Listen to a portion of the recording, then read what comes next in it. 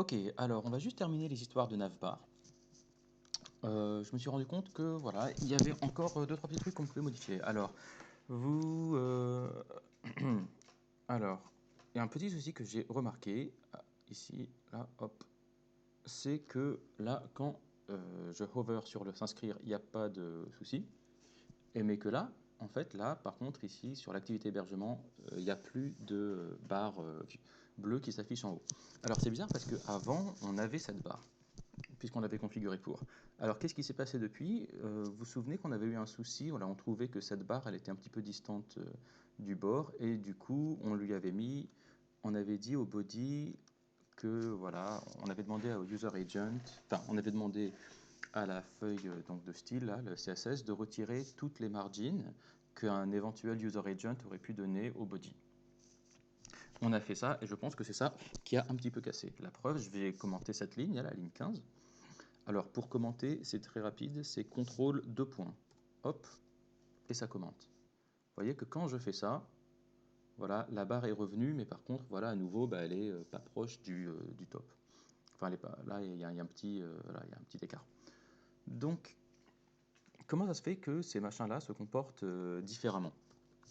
Alors, je remets le margin, et là, on voit donc que l'inscrire il est là, et que les autres, ils l'ont pas.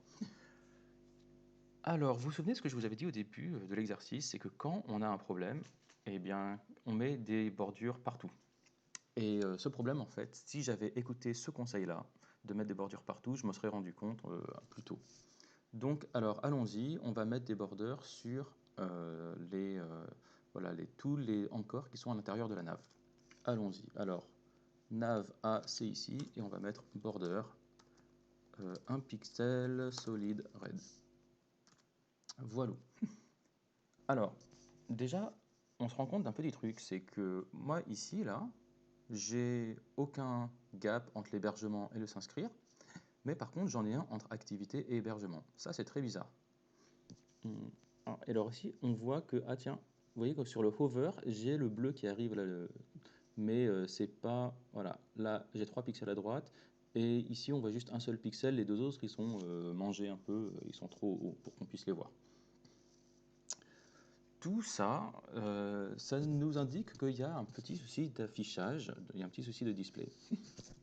Alors, comment ça se fait que ces machins-là se comportent différemment? Moi, j'ai ma petite idée, c'est que si on regarde cette barre nav, on a, vous voyez le petit logo ici qui est flex, parce qu'effectivement, on a demandé à cette nav bar d'être en display flex. D'ailleurs, vous pouvez le voir ici.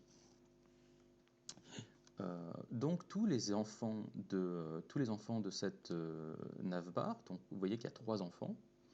Donc le premier c'est le logo Reservia qui est avec une grosse marge à droite. Le dernier c'est le bouton sign up. Et l'autre, en fait, voilà, c'est activité hébergement qu'on a mis à l'intérieur d'une seule div. Donc à l'intérieur de cette div, donc ce subnav c'est un flex child. Mais à l'intérieur, ces deux encores, ils se comportent comme des encores normaux. Ce ne sont pas des enfants d'une flexbox. Quand on était là en tout petit, là, alors là, effectivement, vous voyez qu'il y a un bouton flex, donc ça veut dire que là maintenant, l'activité et l'hébergement sont des enfants de Flexbox. Mais quand on n'est pas sur un petit écran, ils se comportent comme des liens encore normaux, et donc ils sont en inline. Et en inline, quand vous avez des éléments en inline, votre user agent, par défaut, met une toute petite marge pour qu'il ne soit pas super collé. Donc, parce que par exemple, si vous avez deux spans, enfin voilà, deux éléments inline ou deux liens, voilà, et qu'il n'y a pas de marge, bah, ils seront complètement collés et puis on verra pas, on risque de même pas voir d'espace entre les deux. Donc, je pense ce qu'on pourrait faire, c'est demander, voilà, subnav. Elle était en display flex là quand sur un petit écran. Je pense qu'on pourrait aussi le mettre en display flex sur le grand écran. Alors allons-y. Qu'est-ce que ça donne si je fais display flex? Voilà, vous voyez que maintenant les deux enfants sont côte à côte exactement comme il faudrait bien. Et alors la bonne nouvelle en plus, c'est que ça a réglé le problème de border top. Donc bah, ça c'est pas mal du tout. Allez, donc on va enregistrer ça, puisque là quand vous modifiez, alors je sais pas, j'espère que la vidéo ne cache pas, attendez, je- j'espère que ma caméra ne masque pas ici. Ah, je vais essayer augmenter ça. Ah, attendez. Bon, le display flex. Ah, j'arrive pas à viser. Ah, voilà. Parfait. Donc, vous voyez que là, j'ai mis donc display flex. Par contre, là, si je recharge la page, ce changement-là n'est pas persistant. Là, je vais faire CTRL R pour recharger et vous voyez que le display flex est parti et que là, à nouveau, mes deux encore sont donc en display inline par défaut. Alors allons-y. C'est donc le subnav à qui on veut mettre un display flex. Allons-y. Mon subnav, il est où? Ah, alors j'ai aucune classe subnav. Eh ben, je vais la créer ici. Alors, pour une classe, vous vous souvenez, c'est le sélecteur, c'est un point. Donc sub-nav et on va mettre display flex. Très bien. Et là, c'est bien ce qu'on veut. Alors, petite règle d'hygiène. Vous avez vu que là, on a créé un display flex sur la classe subnav.